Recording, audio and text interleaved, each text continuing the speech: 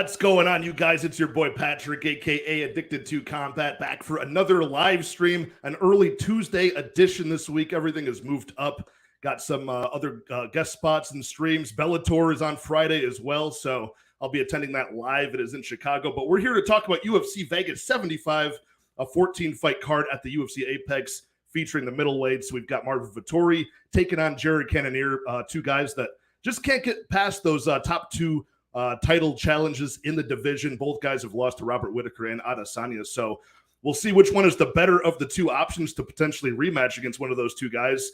And I do like a lot of the fights on this card. There's some really fun matchups, some newer prospects that might have a better matchup for them than their debuting fight. We've got some returning favorites like Pat Sabatini. Who else we have? Arman Tsarukyan. Howdy Barcelos is always a pleasure to watch. So can't get enough of this card. I can't wait for the week to fly by. I have a bunch of bets on it already. If you watch my full card breakdown, which I dropped earlier today, early in the morning, I did release a lot of those bets, and I added a couple more. So joining me for the first time on the show is a guy I've been a fan of for a while. AaronTheDog has an awesome YouTube channel. He's done a great show with Just My Two Cents and, of course, Lou Betya, who you guys are familiar with on my channel. And it used to be in the afternoon on Wednesdays, but now it's moved to, I think, like a 5 o'clock Eastern slot. So I really urge you guys to look in the description, follow this man on Twitter. Well-researched picks, straight to the point, no nonsense. And he does a lot of regional promotions as well. So it's my pleasure to welcome AaronTheDog. What is going on, Aaron? Hello.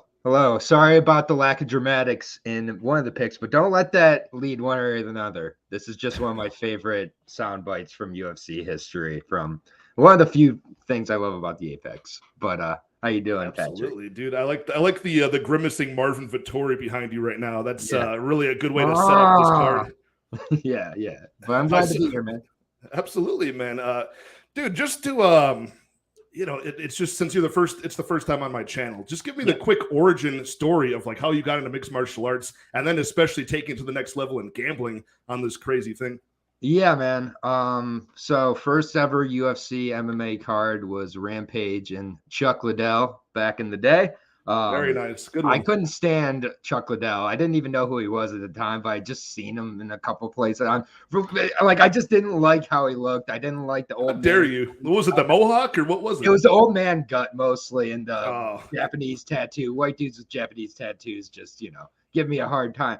And so I watched the entire buildup for that fight, begging and praying that this Rampage Jackson dude would knock him out. Like, I was just like, I just need to see this cocky dude with this chain. I grew up with WWE, and sure enough, we all know how that ended. Same as the first way. Clean left hook in the first round. Yeah. And I was hooked after that. So I believe that was probably 2006, 2007. And then I started covering fights on another YouTube channel way back in the day that will not be named, with a certain British gentleman that will not be named. And then you know how MMA, gambling goes. You go your separate ways, believe it or not. And then I started my own channel, started betting after that, and just have gained a natural following from there. I'm the worst at Twitter, so it's definitely not via Twitter. Most of the time on Twitter, I'm just posting movies. So don't go over there for my picks. I am always open on my channel and in my DMs, but I would say it's been about 6-7 years now of serious YouTube on the YouTube game, giving advice. And man, I definitely try to come with a unique approach. I don't think I know more than anybody else, but I also am very, very averse to the MMA echo chamber. Like, I'm very, very phobic of it almost. I'm not against talking with people, but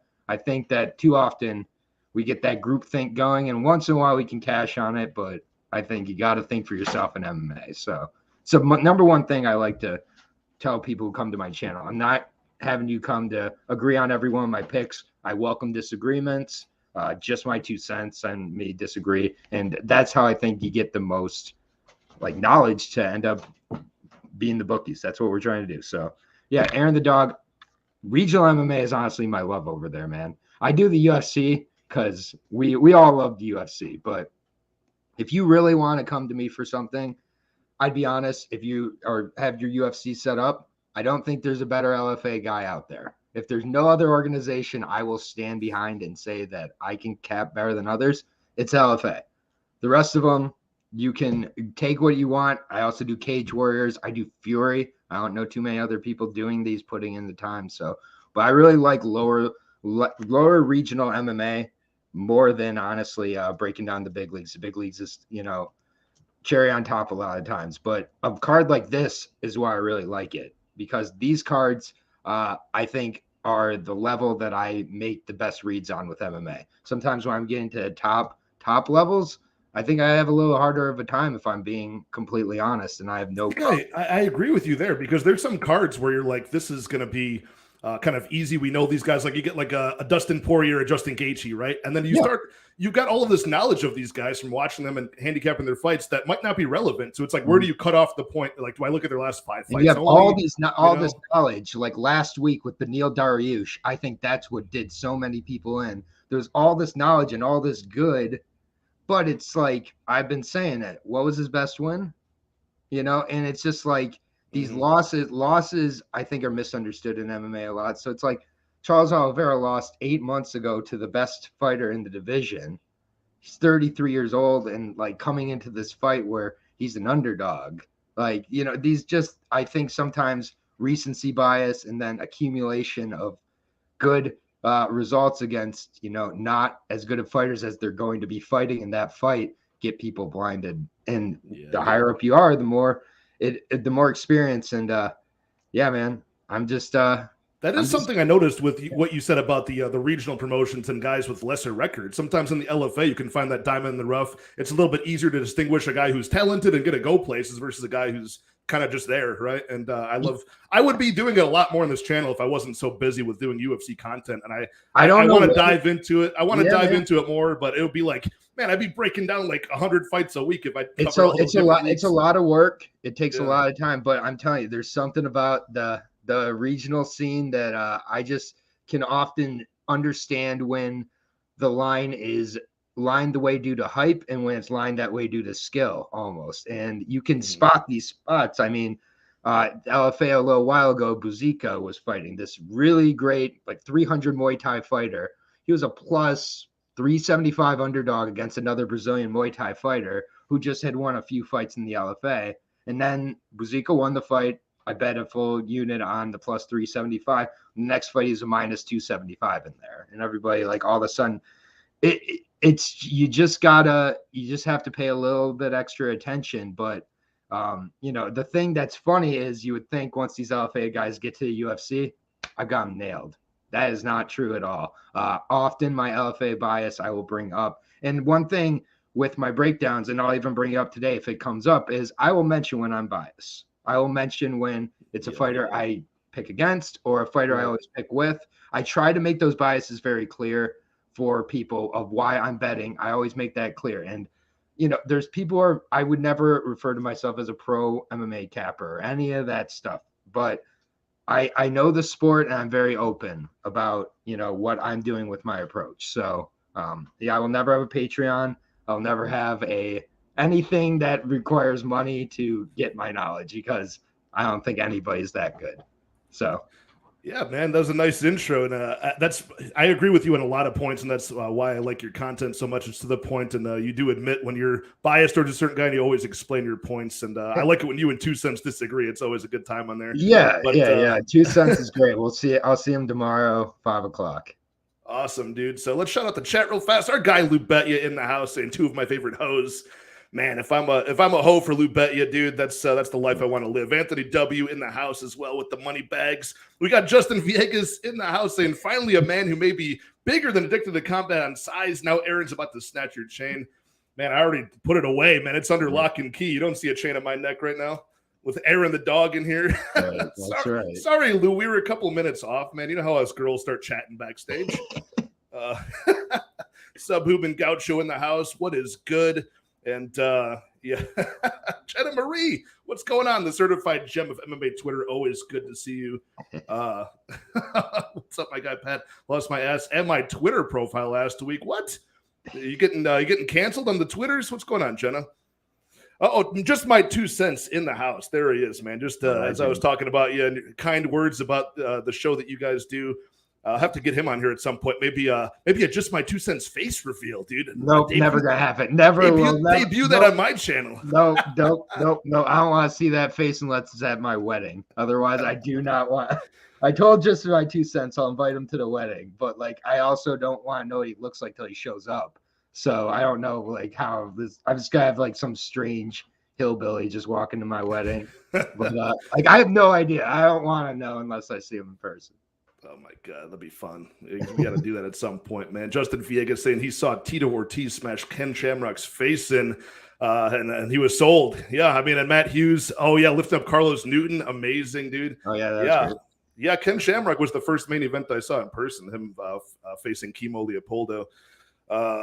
Yeah, there we are. So we can get into this, man. We got 14 fights, and our guy Marcel Dorf has not canceled any of them yet. It's only Tuesday, so there is time. Exactly. Yeah.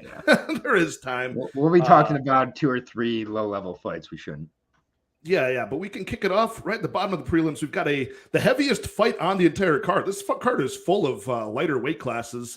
And man, this is like 2 weeks in a row. We haven't had a sloppy heavyweight fight, but this is as close as we get. 205, light heavyweight. We've got Modestas Bukauskas taking on Zach Pauga. I mean, this is just a battle between 2 guys that I'm just not that interested in backing usually. Although I did cash on, I think a half unit on that plus money on Bukauskas last time, just because Pedro was such a front-loaded fighter, and that ended up paying off, luckily. But it was a gamble. Bukauskas, really technical striker. He's a good mover, and he's pretty well sized for the division, tall and long. And, Zach Pauga is a guy who, he came up runner-up on the Ultimate Fighter at heavyweight, knocked out by Mo Usman, his only pro loss so far. But even at 205, Aaron, this guy still looks like he could probably shed another 20 pounds off in the sauna if he wanted to and make it down to middleweight. But at 35 years old, I don't think that's going to happen. So can he implement this grappling style against Bukauskas that he did against Jordan Wright last time? Probably not, in my opinion. But what are your thoughts on this fight? I'm liking Bukauskas here just to win a decision, possibly a knockout. I just see more upside for him. Yeah, I definitely think that the upside's on Bukauskas. I do think that Pauga, kind of a classic late start athlete in another sport who made it work. Like with this fight, I just think that most likely it looks like Bukauskas using his movement, staying on the outside. But like at the same point, I do think that with this fight, I do think he turns up the aggressiveness a little bit. And so I do like Bukauskas in this spot. I think that Pauga has, Pauga doesn't have much of a route here. I know that it's probably just going to be to grapple and cage pressure. I mean, he doesn't have a whole lot of finishing ability in general. So I think Bukauskas gets a little more comfortable. I do like the knockout more for Bukauskas. I'm not quite there on wanting to bet Bukauskas, obviously, going from a plus whatever massive underdog to now a massive favorite. I think it's a little bit of an overcorrection. And the other concern with Bukauskas is always the injury. I get it, but with the Khalil Roundtree kicking in his knee, is that the one? Yeah, the knee injury, just with his movement dependent style. And again, if a fighter, kind of decides to, so I always like taking an under with Bukauskas, but I can't quite get there yet on it, but I do like that it's at plus money. But I think most people see this as a decision fight, most likely. But I like Bukauskas. I'm not there on betting him at all.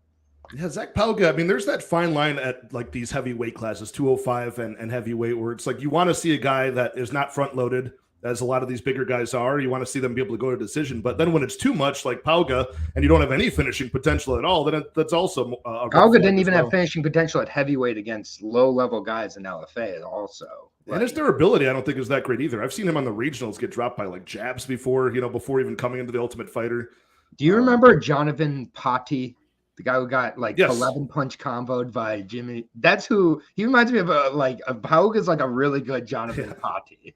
So that's actually not a bad comparison to. Yeah, I forgot about that guy.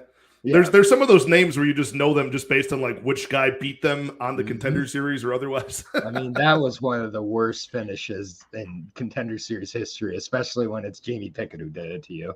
That's horrible. The fact that we got like, a few fights extra out of Jamie Pickett because it's like, well, he did that thing that was cool back in the day. I think he just signed another fight.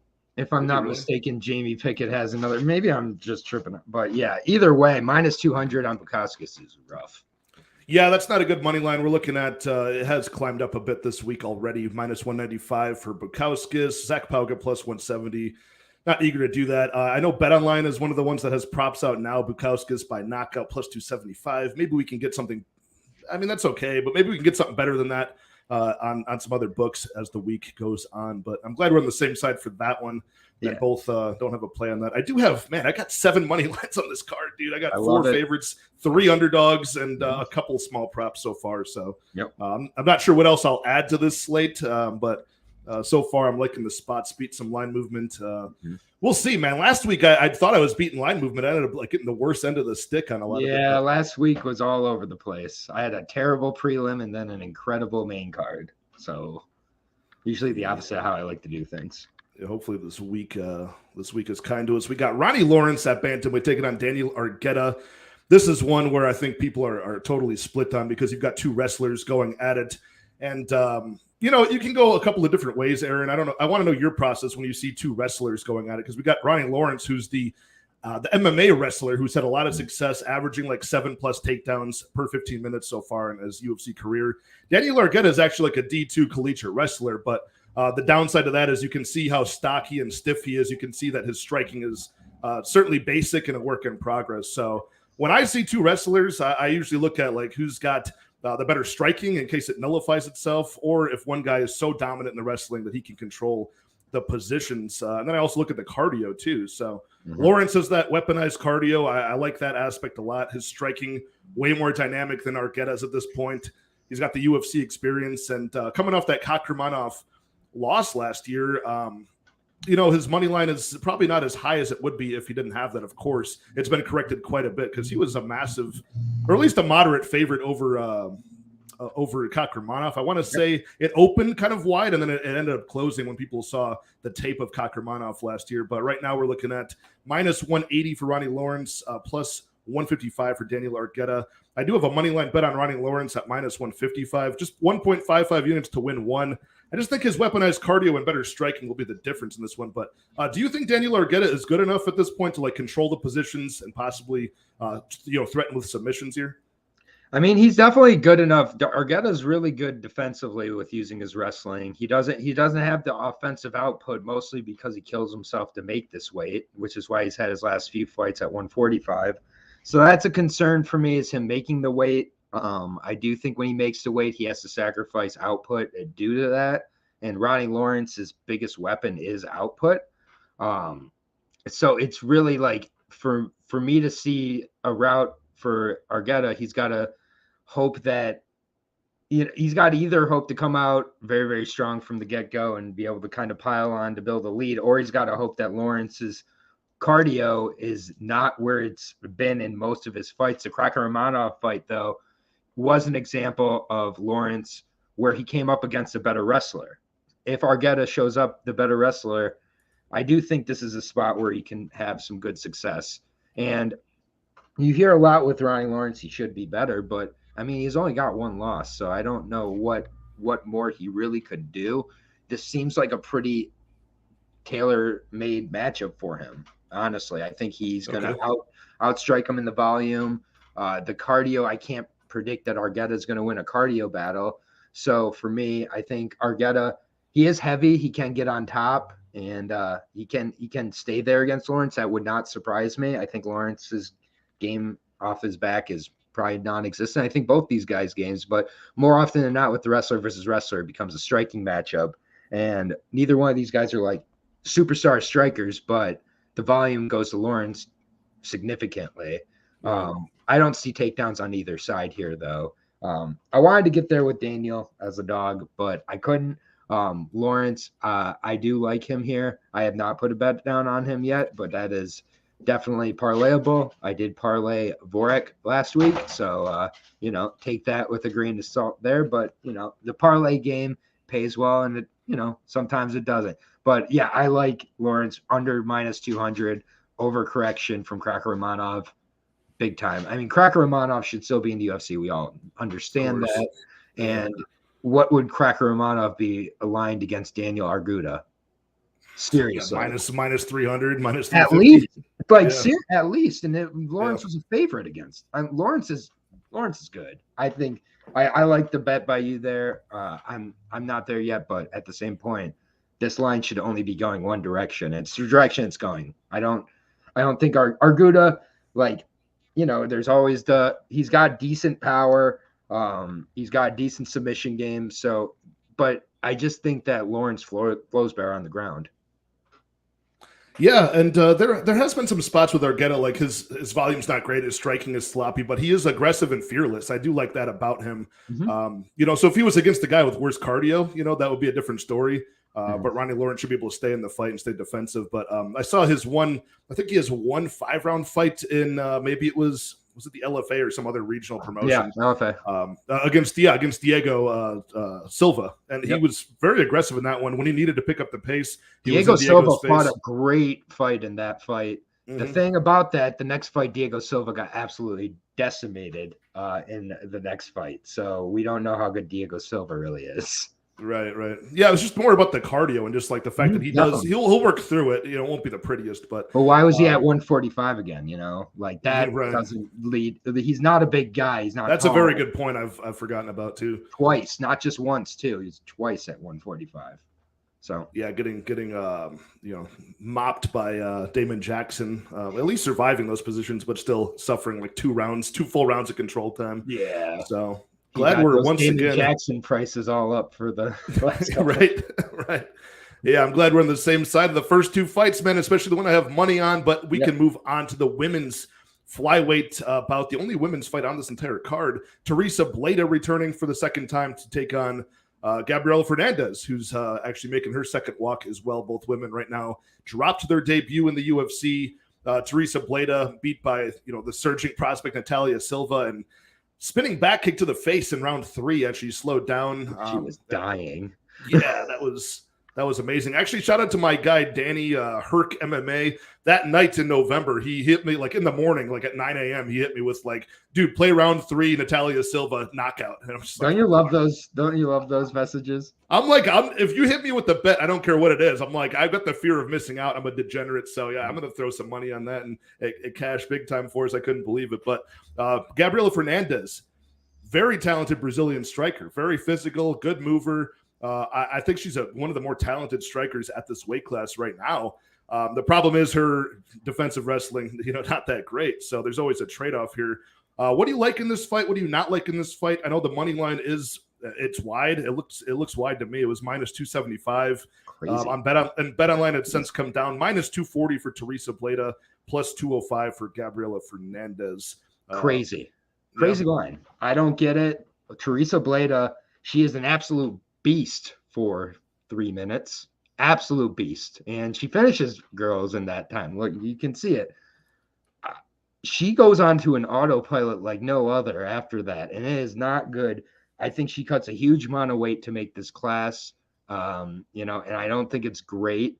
I think she's going to have success with the wrestling early. She could get a finish within a few minutes, like an arm triangle type of just bully beatdown style against Gabriela Fernandes. But I got a pretty easy rule with low-level women's MMA. When the dog is over plus 200, I bet them, and I don't think about it. I have a bet on Gabriela Fernandes at plus 210. I think that I also like the under in this fight. I'm not a huge over-under person, but the under's at plus 125 as well. And Bleda is either going to finish her or she's going to finish herself within that time. Because by the second round, she will come out and be a walking punching bag. She has been multiple times now. So it's just like, I get it. Fernandes has next to no grappling, but if Bleda gets her down, I could see her getting submitted very, very soon, or submitting her, Gabriela, or knocking her out very, very quickly. And if she doesn't, I could see her gassing herself out by the beginning of the second round, and then Fernandes wins rounds 2 and 3 or knocks her out. But I really think that the knockout most likely is what happens. So plus money on that. Both sides have finishing equity here to me. And then low-level women's MMA plus 210. Give me the dog. it's not super scientific here for me. No, I like the play. That's kind of the side I lean on. Like my prediction or pick, I think Bleda has the clearer path to victory. Obviously, taking down a striker and controlling where the fight takes place. But like you said, she is incredibly hittable when it is on the feet. Fernandes is athletic, man. She moves very well. She could certainly, and we see how good Jesuda Vicious is, who she made her debut against. So there's Teresa there yet at freshly 21 years old. Maybe, maybe not. She's pretty big for the weight class at 5'9". She's got a big physique, but she does. When she gasses out, she's like a walking punching bag. So I could see that play coming through. Do you think it really is that fast? By like round 2, you think that Fernandes could take over? Do you think I do think it's that. I do think it's that fast. I don't know if it's coming over to the States for Bleda. I don't know if it's the weight class for Bleda. I don't know if it's the pressure. I don't know if it's all the above. But like, it's just things I really, really don't like what I've seen. And I do agree with you. I'm a big fan of Fernandez's striking ability. I think if she gets through that first round and starts to see if she can get up a couple times, and if she defends a late takedown and she sees that body language, I think that it really does send a confidence to her corner. But if she doesn't, I can also see Bleda just exactly the early TKO. I don't disagree with that either. So that's why I like the under at plus money here. Like, I mean, I honestly think both sides can get a finish here. Yeah, shout out to my guy 138 MMA. Make sure you go follow his channel, man. He does great work as well. Awesome breakdowns, well-researched, smart guy. And he usually does it with a nice fancy whiteboard in the background, so you feel like you're in class taking notes. He's got the Bleda by early TKO at plus 800. Yeah, if she grounds her and pounds her out. But I think you just made a little bit of a mention to that, Aaron, where it's like who gains the respect early might really dictate where this fight goes. That happens a lot with especially the younger fighters, I've noticed. And shout out to my guy Zach, my training partner in the house, man. Smashing a 440 bench, weighing only like 165 last Friday, dude. Is an absolute monster. Getting it done. Good to see you, brother. But yeah, we can if I had one bet on that fight I mentioned in my full card, it would be like that round 2, round 3 Gabriela knockout. So I might end up throwing down on that. Those props are pretty crazy. I think it was like plus I think even just in round 2 and round 3 alone are good enough, no matter how she gets it done. So, yeah, on the same side of that one, I like your policy with these low level women's MMA underdogs at over plus 200. I just do it and don't think about it. Like, if I truly don't like, there's only so many high level women MMA fighters. So there's quite a few it applies to. This is one of them. Bleda at minus 300 almost. I can't. Sorry.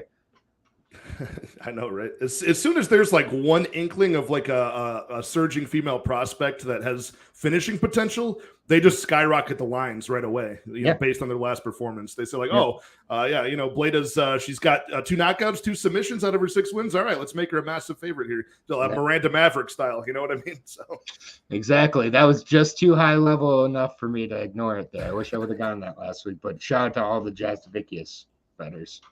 Truly, man. I thought Maverick would have gotten that done. I just stayed off of it because I'm like, there's no way I'm. Oh, I stayed off. I told people in my breakdown, I have no problem fading Miranda Maverick or passing on Maverick because I'm just not a fan, but I couldn't get there. So. Absolutely, man. It feels good to have some evolution to my game where I can control, not just like parlaying up big favorites anymore. Yeah, man. Nice. I feel like I went to like rehab or something. It feels good. So it's a key part of the game where you can finally realize, I can miss out on a couple. Right. It works out better. All right, another flyweight bout up next. This time in the men's division, we've got Zhumagulov versus, I believe, the only debuting fighter on this card, Felipe Bunes, who's a Brazilian grappler, submission fighter. Zhumagulov, everybody's new fan favorite because of his Paddy Pimblett haircut last time out. Even though he didn't get a chance to rock it in the octagon, he's now 1-5 in the UFC, and his record could be drastically different based on a few judges seeing it his way instead of his opponents. Charles Johnson fight, the Raulian Paiva fight, the Jeff Molina fight. There's like a lot of really questionable ones that could have possibly gone his way. The guy does kind of fight to the level of his opponents, but he's got really good striking in blitzing combinations. His takedown offense is pretty good. He can mix in, and he stays on his feet more often than not. A little bit, even small in stature for the 125s, but against the debuting Felipe Bunes, who's a submission fighter that, in my opinion, he's good, but that next level of competition in his pre-UFC career, he never can quite get over that. There's even testing himself in the ACA, which You probably do breakdowns for the ACA, Aaron. The Russians love when they have like a Brazilian jiu-jitsu player coming over there, right? Because they can just put them on their back and just, they ride out that victory. And that happened to him a few times in the ACA, but he is coming off of an LFA title win. Man, I just don't know if he is going to get it done against Zalgas. I really do like Zalgas here. His record is perhaps softening his money line in this spot against a newcomer. And I think he's going to be a man on a mission to get it done here. So I did take him at minus 150, just enough to win 1 unit in return on Zalgas. I just think he's going to do more with the volume, and his cardio has always held up pretty good. So what do you think about this one, man? Is the newcomer here going to make a statement and make Zalgas go 1-6 by split decision? Man, this is such a close fight, and these guys really mirror each other in that rough luck with the judges, because a few of those ACA fights for Bunes, he could have won them, especially the Bukauskas fight. Very good a level of opponents he faced over there as well. Yeah, I did watch those. They were entertaining. He's a fun guy. He's a really fun fighter. Yeah, I think this is going to be a really fun fight. Even the Huascar Cruz fight, I get a lot of people who look at that from LFA and have some questions about it. Huascar Cruz, an older flyweight with a very colorful record. But Huascar, one of these guys who fights a ton of people very, very close. The way he looked against Yuma Horiuchi was outstanding. Bunes did. He earned his UFC contract here. I think this is going to be a really close fight again. And really for me, it's, how much higher do you rate the striking of Zalgas to Bunes here? I think Bunes has serviceable, good enough striking to keep him in this fight. But I just think, again, Zalgas kind of takes the Zach Bahuga approach here. Strikes to get to the cage pressure, not really having the risks of having to worry about trips and things like that. I think Zalgas is the stronger of the two guys as well. He's very stocky. So I think that serves him pretty well here against Bunes.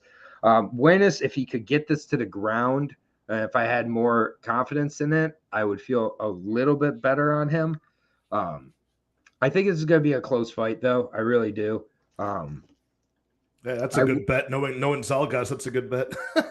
I mean, yeah. It's, and like for me, I can't really get there. Like for me, I expected Bunes to be a bigger underdog to get me to the window. I think that this price is simply that the bookies know that it's stressful to bet Zalgas Zhumagulov, so we're going to give you here's the cut on the price, because I don't have a bet on this. I won't have a bet on this. My slight lean right now is towards Zhumagulov, but it could very well change, honestly, as the week goes. One thing about Bunes is he is older, 33 years old, so the time is now to kind of when these older guys are coming over to UFC, they're having a pretty good results in their debuts.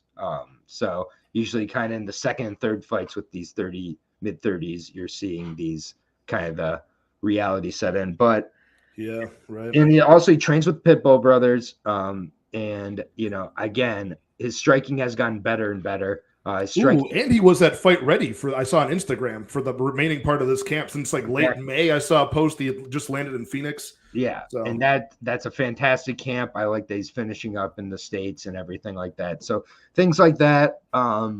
It's tough. Zalgas. He had a fight set up recently that fell through. So this is I don't know when he got this fight exactly announced, but I don't think it's a full camp on Bunes. And, I'm not really, sure who that favors, but yeah, I'm almost talking myself into Bunes as I'm talking. So I know you don't like to hear that with your Zalgas bet, but yeah, no bet for me right now. Well, I do like to hear it because sometimes when I do a show with somebody, it's like, okay, if I got money going, it's going to go in one of our pockets. You know what I mean? So it doesn't, it's not for nothing. If I'm getting somewhere on a bet right now, I'd be closer to betting Bunes, even though my pick is Zalgas. So that makes no sense, I'm sure, but that's kind of how close this fight is for me. It's a great fight. Honestly, I really do like that Bunes is over here. But, he has been on the short end of a lot of decisions as his opponents. They mirror each other very, very much. Yeah, if part of my generational wealth round robin of just long shot props for the week, I might end up having fight goes to the split for this one as long as it's like plus 450. Definitely, I like it. Just in because Salikhov is one of those guys, man, where he just goes, if you're gonna if his opponent's gonna strike 35 strikes, he's gonna do 34 or 30, 38 strikes. He'll be right around there. Yep. He'll make it close, like you said, cage stalling. Yeah, that's perfect play. Split is my favorite bet of this this fight so far. I'm writing that down. Perfect. We'll check that out when it drops on Bovada and DK.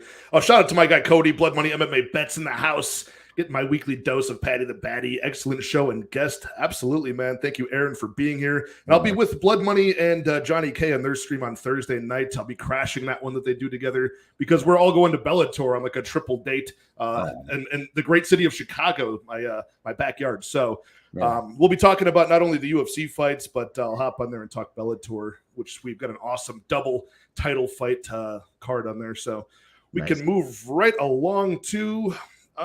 let's see what's up next. Very fun fight up next. Again, another flyweight fight. 3 flyweights in a row. We've got Carlos Hernandez taking on Dennis Bondar, and I've been waiting a long time for Dennis Bondar to make a real debut in the UFC. He made his fake one early last year against Malcolm Gordon, and he didn't look that great. Like, he got outstruck by Malcolm Gordon in a few sequences. Had to defend against like an arm. I think it was maybe a triangle transition to an arm bar. And then he posted up and snapped his own elbow in half. So it was a quick TKO loss for his debut as a massive favorite. Not good, but this guy is a finisher, man. He's got like 16 wins, all by stoppage. Very good pressure, chain wrestler with a very quick back take and good choke. I like him quite a bit. Carlos Hernandez is a guy who's had split decision after split decision, kind of like Zalgas we talked about in our last fight. And he's a good, I think he trains maybe out of the Valley Flow striking, which is here in the Midwest, but he always moves backwards. He allows himself to get backed up. He can get taken down in pretty much every fight. So it leads to these close spots where he has some moments on the feet, looks okay with his striking, but then he gets backed up and taken down. So against Bondar, that's going to be the guy who's going to back you up and take you down. So I do like Bondar. I managed to get him at plus 102, just stabbing a unit on it. Hoping this guy is some of the goods that we saw overseas in Europe. But what is your take on this fight, and what do you like and dislike about both of these guys, Aaron? Yeah, I dislike that Bondar broke his arm very quickly against Malcolm Gordon. What I like is that Carlos Hernandez doesn't really fight like Malcolm Gordon, besides being a good submission fighter, but they're very different fighters. I just think Malcolm Gordon is so aggressive until he gets cracked or, until he gets taken down and submitted. But I think that Malcolm Gordon did what he needed to do there against Bondar, put the pressure on him. Bondar is going to struggle when he's backing up. He's going to be successful when he's able to move forward. No fighter in Carlos Hernandez's UFC run, including on the Contender Series, has not been able to move forward against him. He's gotten away with it in a few spots, but I just think that Bondar, he's not going to be put in those uncomfortable situations, which is the striking realm. He's going to be in the grappling realm for most of this fight with Hernandez. Hernandez, again, Nascimento's massive. So, I get it. But the way he made Nascimento look in that fight is a little bit, alarming and maybe made him look a little bit worse. But I do think Bondar can do pretty similar things and get a submission here. I think that he's going to have a lot of opportunities to do it as well. I love plus money on him. He's now minus 130. So yeah, it's not. Well, that moved, really. Let me see. Yeah, I think that's probably very encouraging for plus money bettors, because now that moved quickly too. Because that was just maybe I haven't slept in a couple of days, dude. I've just been grinding out fight content and going to work and coming back in between. So I'm just firing all cylinders on caffeine right now. But I swear it was just 24 hours ago that I got. That's how quick it happens, though. That's Bovada. Crazy. That's why when you see the line that is too good to be true, take it when it is, because it will eventually not be true anymore. Minus 130 on Bondar, plus 110 on Carlos Hernandez. Do you have the sub numbers early there yet for Bondar? I'm sure it's plus 200 or something. Yeah, let me look it up on Bet Online right now. I would assume it's right around Bukauskas. They don't have it up yet. They have fight, because that's the newest fight. They have the under at plus, oh yeah, this is something I wrote down. The under was at plus 160, the under 2.5. It's at plus 145 now on BetOnline. I like that one quite a bit because, you got a guy in Bondar you have not seen go to the scorecards at all. He fights very erratically. Like you mentioned, he's at a very big striking disadvantage. He's so sloppy and hittable when he is the one being pressured, but he does have that slick submission game. And he's a very dangerous clinch striker too. When he gets the fight there and he's looking for the takedown off the cage, throwing knees, and you can see those explosive attacks. But any clean striking, that's not his game at all. No, I'm going to trust the goods. One more fight after this. If he falls through, there's not a price you can put Denise Bondar at, depending on how he loses this fight. But if he gives Carlos Hernandez his first career TKO win and it doesn't come from breakage, or if he gives him his first career TKO win, regardless, he's on the list forever. So I like Bondar here. I might agree with Justin there. Yeah, we'll get to those, Justin. But dude, you can't talk me out of a parlay, dude. I hope that cashes for you, man. But we'll talk about that when we get through it. You've got a plus money side and an even money, man. That's got to pay out pretty good. Those are my favorite dual parlays right there. Very nice. Once again, we find ourselves on the same side, back in the Ukrainian in this one, trusting him one more time. I thought you were going to be incredibly skeptical of Dennis Bondar, if I'm being honest. Yeah, man. I mean, it's more just because I am myself, and I almost slapped myself for doing that. I'm not like someone who likes to just agree with the person they're on with, but it is what it is, If we're agreeing, we're agreeing. But this is trusting Denise Bondar and fading Carlos Hernandez. So that is the two parameters I need to make my bet. Anyways, is I need to doubt the guy who's facing it. That makes it even better, but. I just think that Bondar here, he's still very young. I think he took a lot of time off after that injury. I'm not sure how severe it was even. It may have looked much worse than it was. But, yeah, I like the shot on Bondar. All right. We can move right along to a slightly heavier weight class for a moment here. We've got a 10-pound increase going to 135 at bantamweight. Kyung-Ho Kang versus Christian Quinones. And this is one of the more fun fights, Aaron, to analyze from a breakdown perspective when I was doing it, was because Kyung-Ho Kang is a guy who's in the past been more of a submission fighter, doing his best work when he gets the takedown and controls position and looks for the submissions. But he's had such a long career, and his best performance, one of them was last time out against Danabat Karel, where he was solely in a striking battle and doing the better work in rounds 2 and 3 with the counter striking, clean technique, gained the respect, and busted up the face and swelled both of the eyes of Danabat Karel for that victory. So even at, what is he at now, 35 years old, still looking pretty good and not regressing for as long as the Korean's career has been. Now, Christian Quinones, a Mexican prospect, making a second walk to the cage. Nice record, 18-3, and he's a knockout artist here with more of an erratic striking style. Takes more risks. I could see Kyung-Ho Kang pumping a jab to kind of put the brakes on Quinones. But Quinones, he's young enough at 27 to make improvements. And what I like about this, Aaron, is that he is the younger brother of Jose Quinones, who, he's got to be the B-side brother at this point. We already saw how average or below average that guy was in the UFC. So it can only be up from here for Christian Quinones. He might be the A-side sibling in the Quinones family. But right now, the odds we're looking at, Quinones, the minus 160 to 170 favorites. We've got Kyung-Ho Kang around that plus 140 underdog price. I wanted to get to Kyung-Ho Kang. I don't think I'm going to get to a bet on either guy here, but I do like Quinones to probably win this fight. But how does he do it, Aaron? Yeah, I think that Kyung-Ho Kang is very, very hard to trust after a Ronnie Yaya performance that we saw there.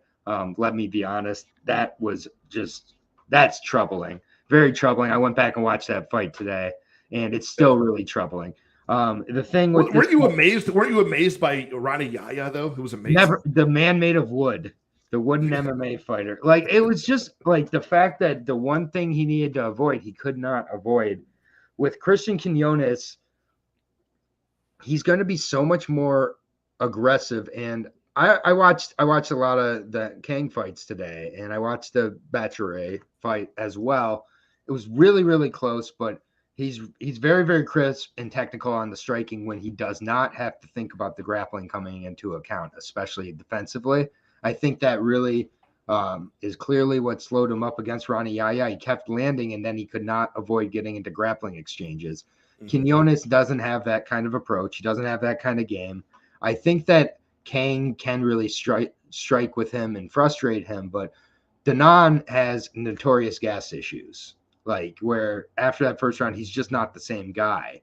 The way you beat him is kind of outlasting him. Quinones, I think, keeps a little more of a sustained effort. I also think that he does have much better finishing upside here. I could see a finish for Christian Quinones in this fight because I do think it's going to be primarily a striking battle. Again, I think at this point in Kang's career at 35 years old, I think that you see this kind of often in these grapplers as they get more comfortable in the striking later in their career. They kind of stick with it a little more. And I think it's going to be a striking battle. I think that Quinones ends up finishing him. I like the second or third round finish for Quinones here. I think the first round, it's going to be very, very interesting to see how Kang approaches this fight. But I am anticipating primarily a striking fight. I think Quinones builds as it goes. Yeah, we haven't seen Kyung Ho Kang finish since 2008, but like you said, now he's in the later part of his career. He's striking more, and he hasn't really fought like a big power striker outside of Danabat Karel. I mean, if you look back at his record, it's not. I mean, who besides that? Ricardo Ramos, Guido Canetti. You know what I mean? So, not a whole lot of like opportunities for him to even get finished in his career, where there's been quite a few layoffs too. He had that that leave of service that the Koreans have to do back in like 2014 through 16. Quinones has fought an incredibly high level of opponents throughout his career. Like he is always testing himself. 5-round fights in the UWC as well that he looks very dynamic in with his striking. He's got good cardio. He just often finishes his opponents, so he doesn't have to show it, but it's not finishing out of desperation or out of fear of being able to make it. So I like Quinones here. I think that I think Kang would have to be a significantly higher dog for me to be tempted at it. I think it's about accurate, this price. Now, what about the Quinones side as far as betting that side, where the money line's at minus 165 to minus 175 or so? Does that interest you at all? For some reason, it didn't spark any interest. I want to see him one more time. I think. Yeah, honestly, maybe I might parlay him. Okay. In a spot, just because I do like those under minus 200 spots for my parlays, but I'm not getting heavily invested. You won't be in multiple parlays, which is what I do for my favorites I truly love, is I'll put them in multiple parlays so it hurts even more when it misses. But no, I'll put them in a parlay. Definitely. Okay. Good to know. That's some confidence there in Christian Quinones, who are both back, and the guy who is about 8 years younger at this point, making his second walk to the cage. Yeah, I think you're right. Good cardio. He's probably just going to do more in his grappling. Doesn't look horrible either. So. Yeah, I didn't realize he was 8 years younger too. Yeah, that's massive at 135. But we can move right along to another flyweight fight up next. We got Jimmy Flick taking on Alessandro Costa. This WEC card is great, Patrick. Yeah, dude, I like it. It's like a throwback to WEC. There's Brian Bowles. I mean, it just goes to show you like the massive disparity in like how many people are in these later weight classes versus how many people are in like the welterweights or the 205ers or the heavy. You know what I mean? Like, there's just so many of these guys. They got to put them on every single card. But yeah, we got Alessandro Costa making a second walk to the cage, the Brazilian submission fighter, and he's got power in his hands as well, man, scoring a 12-second knockout before stepping in on short notice against Amir Albazi, where he took, I believe that was that his first finish loss, or at least the first finish loss in a while. Now, Jimmy Flick is a guy who really needs to get this fight to the mat. He's a true submission specialist, not like a submission MMA fighter, but like truly a specialist, has to get that control time. You know, his striking is kind of erratic on the feet. He just throws kicks, anything wild to get in range and just stick to you like glue. And he does a very good job of controlling when he's got you in his, if he's on top control, he's very good there. If he's on bottom, he's dangerous with his guard. But his gas tank, dude, is the real issue, right? Like it's bad. There's a lot of fights.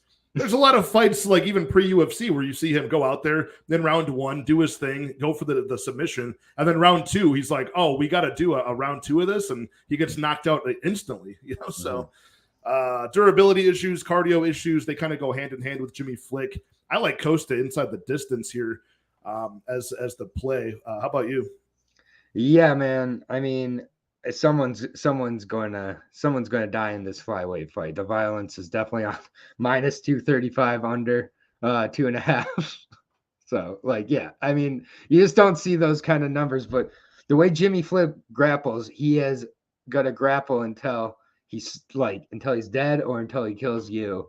I love how Jimmy Flick fights.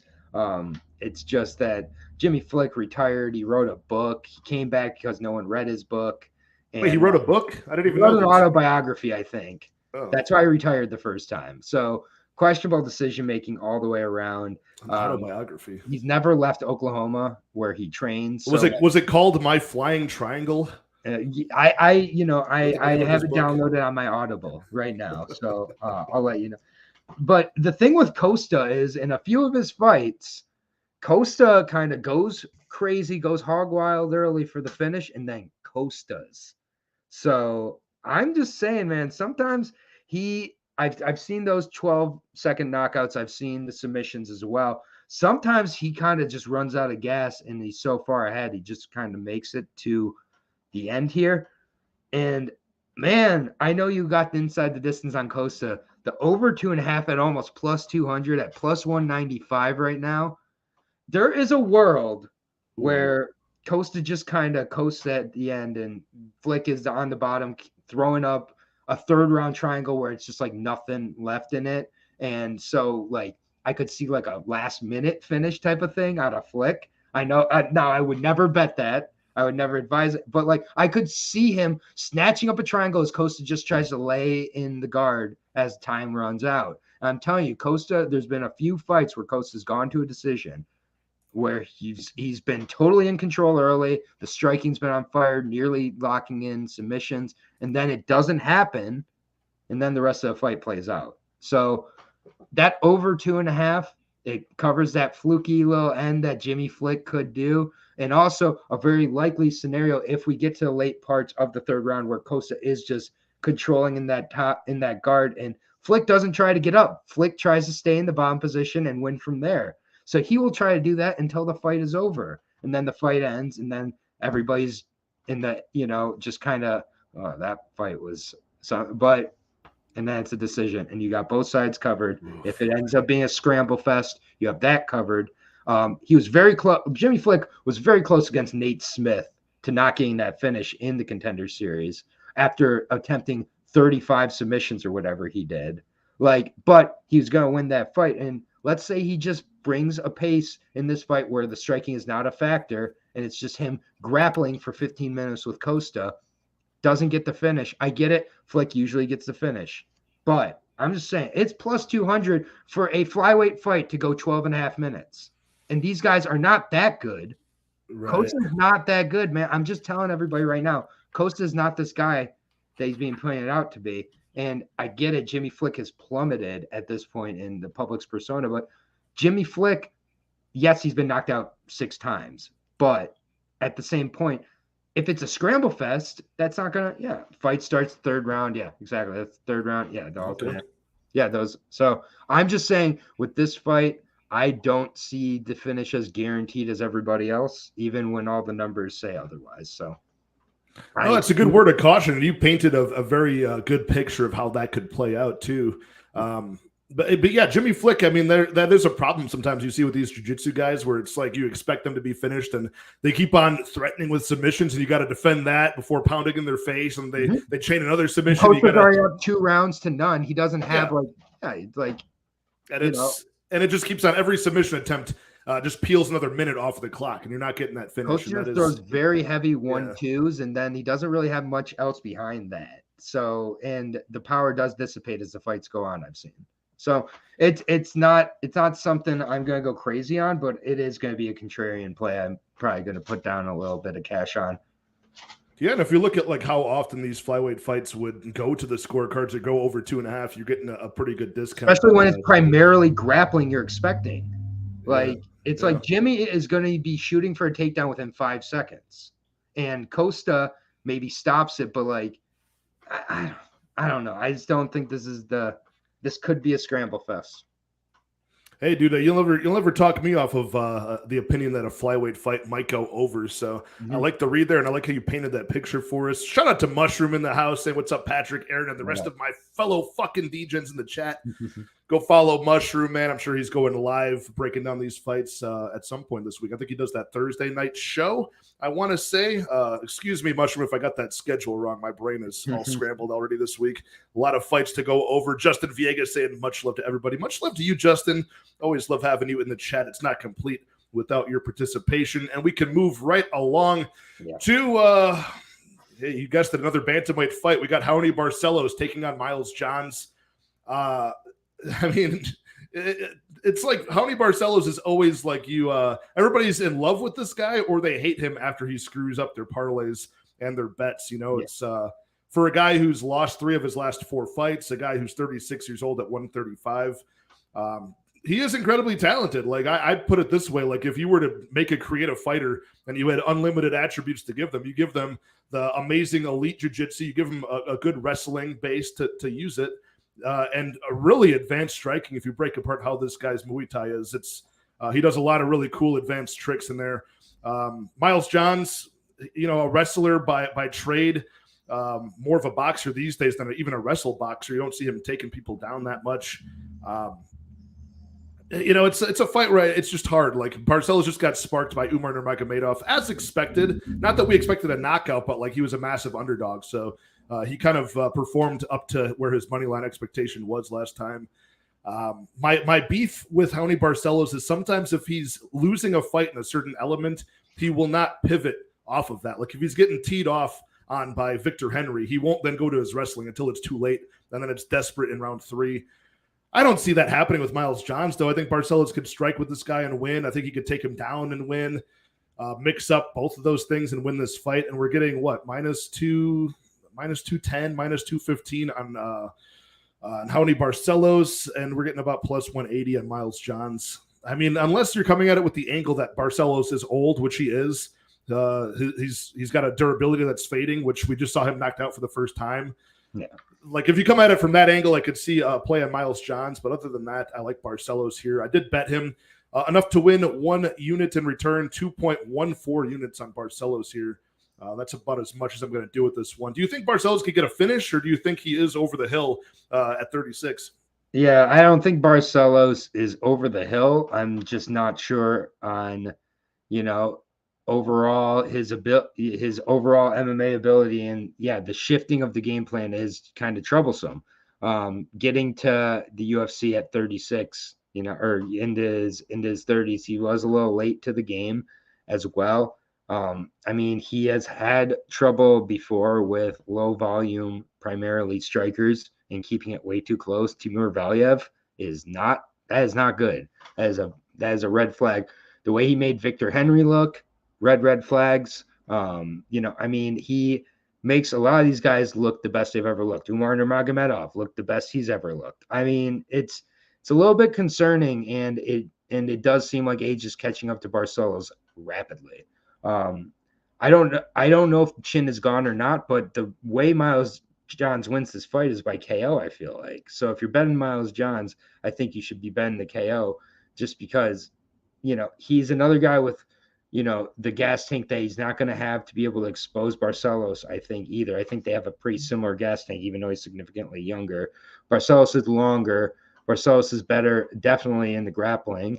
And I think that he'll have a pretty decent size advantage, too. I'll be interested to see when these guys face off. I think Johns is going to be significantly smaller. The reach, I think, could be an issue as well. So I like Barcelos in this spot, and maybe because he's become a little bit of a decision maker, you can maybe get a better number on his inside the distance number. And also, I think that he's a very good dance partner with Christian Quinones for my parlay. Oh, very nice. I mean, we're only getting these bet online props right now, so they're known to really shaft us with some of this stuff. But Miles Johns by KO plus 500, if you think that's his path, and I tend to think so as well. One thing about Miles Johns is he does come alive late in the fight sometimes. He does, if his opponent fades, he's got several round 3 finishes. I do like that about him.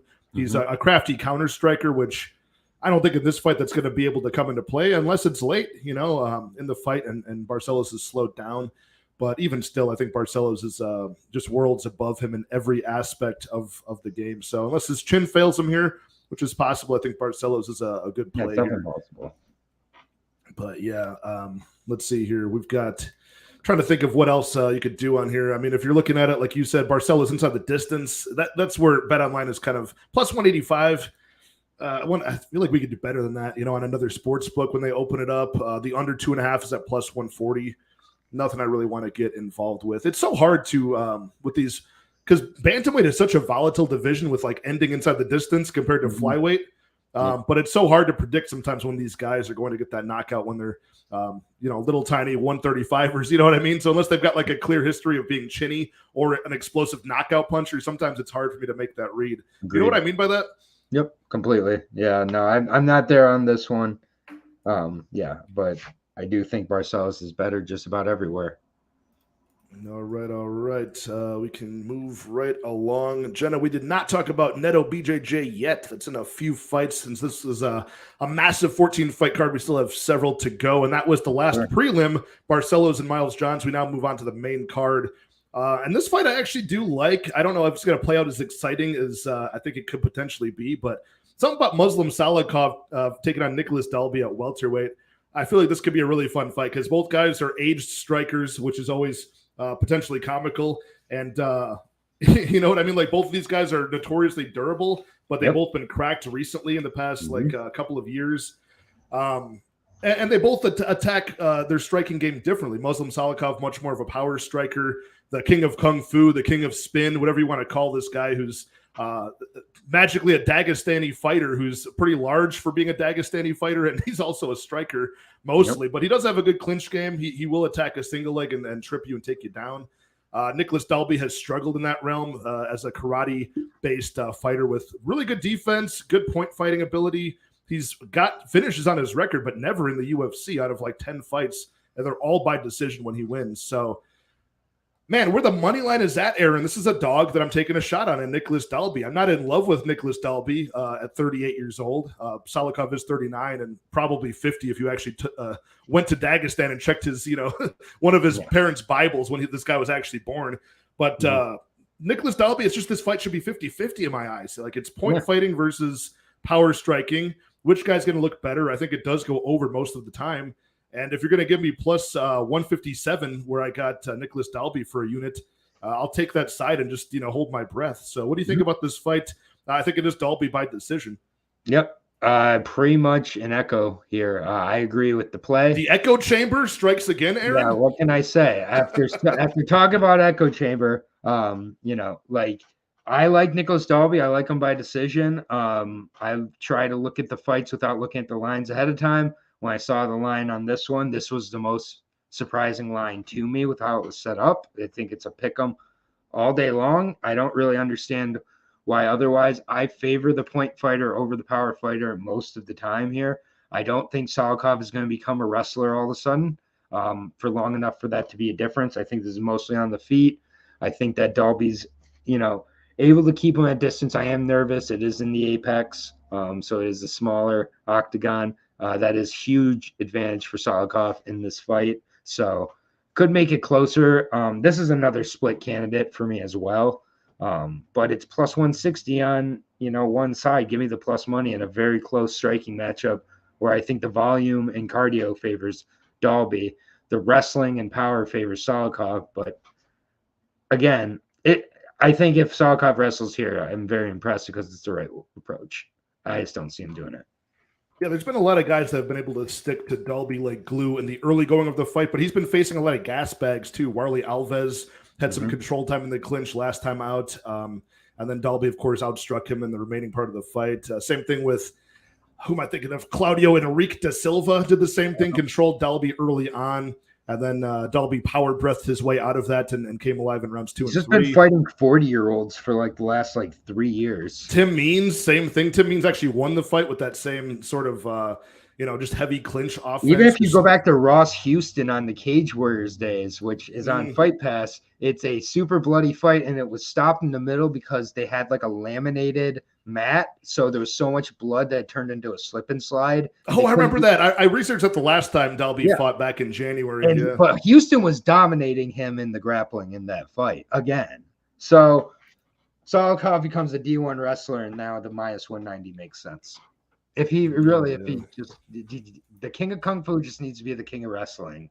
He needs to go back to his Dagestani roots. We're doubting that the Dagestani is going to wrestle in this spot, so we're taking the like Norwegian or wherever the hell fucking like Danish or something. I think Danish. Danish. That's right. Yeah, Danish. I'm so bad. Yeah. We're taking the Dane and we're saying the Dagestani will not wrestle, and that's why he's going to lose. Can you believe these guys' records though, dude? Like, and whenever I see Salikhov is 19-3 as a pro, crazy. Dalby is 21-4-1. How? I know it is the most overinflated record, maybe with the one. I guess 2 no contests that Jesse Ronson, he was on D-ball when he club and subbed him, and then he also had a draw against Darren Till when Darren Till was like an Uber prospect. Back yeah. That was and that's when like Darren Till was never gonna lose, and Dalby drew and then like never did anything, got cut. Exactly. So what a weird career. It's super strange to look back on, and the fact he's 38 years old now and never still in has pretty good shape. Any of his 10 wins. No, nothing spectacular. Just dancing around you, always being the guy that like hard from the get go. Always doing the hard breathing that the commentators will remind you. That's how he breathes. And he only does that. I think he only does that in the grappling when like he needs to maintain energy in the clinch. I think he only breathes that. And he's mostly I know a lot about this because I did read I'm a big Gracie fan, and Rickson Gracie is the guy who like kind of invented breathing that way in the grappling sequences. Okay. So it's more about exhaling, getting like the bad carbon dioxide out, so that you can then breathe good air in. So there is like a method. He's not just being like a total goofball, but it is I know. It is super weird though. And the commentary's always making fun of him, just roasting him. Yeah. I wonder if Dale's in the chat. Dale Punchlist MMA is always talking about books. He's a freaking nerd. But I read and I have Rickson Gracie's book Breathe, where he goes over a lot of those techniques and how it got him through a lot of his Vale Tudo bouts in the late 90s. But I think Nicholas Dalby was inspired by that. Now he's just exhaling poison all over the octagon here and just making it. It's at the apex too. We're going to hear every single exhale. Yes, we'll hear every exhale and inhale. Well, hopefully we don't, because hopefully a Muslim decides not to wrestle. Exactly. So. All right, man, I'm glad we're on the same side of an underdog pick there once again. Lou Betya was in my DMs earlier today after he watched my breakdown. He was happy to see that he's also on that side too. So awesome, man. That's great. We can move on to the next main card fight. This one I think will be violent. Nicholas Iron Motta taking on Manuel Torres at lightweight 155-pound bout. And it's funny because at this point in the card, seeing 170s and 155ers, they look like heavyweights compared to the rest of the card. Nicholas Motta, a Brazilian fighter we haven't seen a lot of. After his Contender Series fight in 2020, I cashed on him there against Joe Lowry, and I was very impressed with his technique. He seemed like a guy who could really build from that, but we just haven't seen the guy. And when we did, he got knocked out by Jim Miller, so that kind of went off the rails. But after touching the chin of Cameron Van Camp like 20 times and then scoring that round 1 knockout last September, he's back on his winning ways. Manuel Torres is a guy who's, just a total round 1 marauder. He's going to get in his face and throw all of the volume and try to take Motta's head off. But my problem with Torres is he's really going to leave himself open to the counter from Nicholas Motta, who would love a guy to just enter into his, into the pocket. He'll look for that big left hook counter shot. One of these guys is getting knocked out, in my opinion. Manuel Torres, out of 15 fights, 14 have ended in round 1. Is that correct? I'm pretty sure I got that correct. Yep. That's such a crazy stat, including his 2 submission losses. Is there anything with Manuel Torres that would make you think, besides all of that, do you think that this guy will not be able to last into round 2 or round 3? So I do a lot of regional breakdowns, as you mentioned, and drink every time I mention it too. And the thing I look at a lot of times in regional fighters, when they have these great records with these great finishing rates, who are you fighting? And why, after fighting a bunch of cans, are you fighting more cans? And all he has is cans, man. He's fought cans, and then he beat Frank Camacho after a major car wreck. Like coming back, and like Frank Camacho has never been the same since Jeff Neal. Since he asked Jeff Neal to end him, and then Jeff Neal was like, "Okay, I'll end you. Fine." One of my favorite moments of that year. That was just where he's just like, "Come on," and then he's like, "All right," and then just. But meme worthy. I mean, the thing with Manuel Torres, I'm just going to punish him a little bit based on how he's going to approach this fight. It is how Nicholas Motta would write a fight to come up and be approached against him. I get it. There's the Jim Miller fight, but let's just be honest. Jim Miller, he's hitting different right now, man. And like that power, I get it. Torres might have similar power, but Torres, you've said it, leaves himself very open to counter shots. And if he wasn't facing so many 0-0 fighters in the middle of Mexico, he might have gotten exposed at some point to some of these sides, a heel hook or a leg lock. And I think that Nicholas Motta knows what he needs to do. He's a very, very confident striker. I think Nicholas Motta was very worried about the grappling and the wrestling of Jim Miller in that fight, and therefore his hands down, man's down. I don't think he's got to worry about that with Manuel Torres. Manuel Torres is going to come out and try to be a Terminator. I get he has 7 subs, but who is he subbed of note? I'll wait. Like, I don't rate the level of competition. And when you haven't been to a decision before coming to UFC, I don't think that's a good thing, because they're all very early finishes for the most part.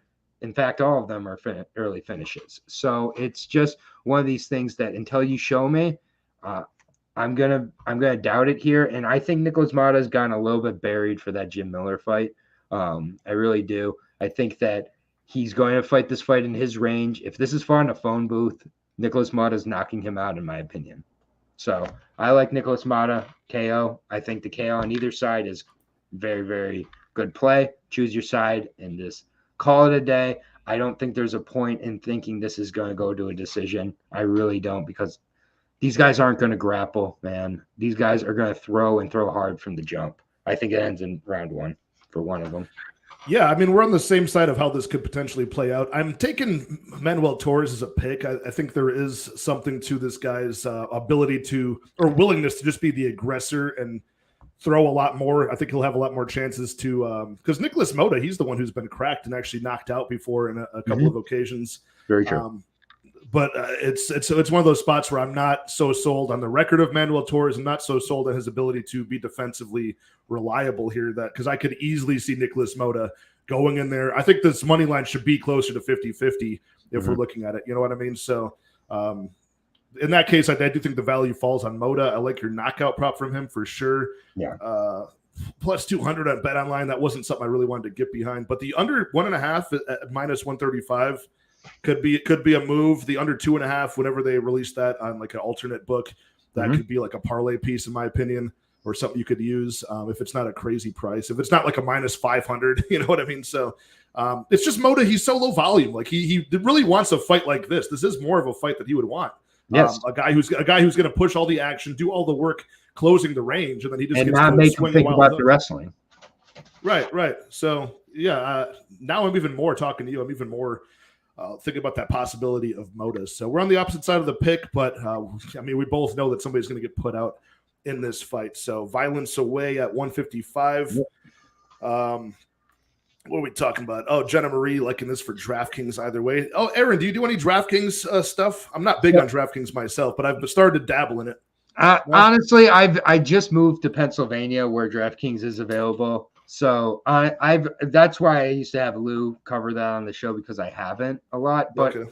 I think I could get a little more into it, but I think this is why me and you get along, Pat. We're layman caveman bettors. Okay. We like money lines once in a while, maybe an inside the distance prop or an over under, but we like money lines. We like money lines. We like pairing the money lines we like together for the dreaded parlays. Like I'm reluctant to get into the DraftKings game completely, because if I do, I want to fully commit to it, or else I don't want to put the time into it. So that's where I'm kind of stuck there.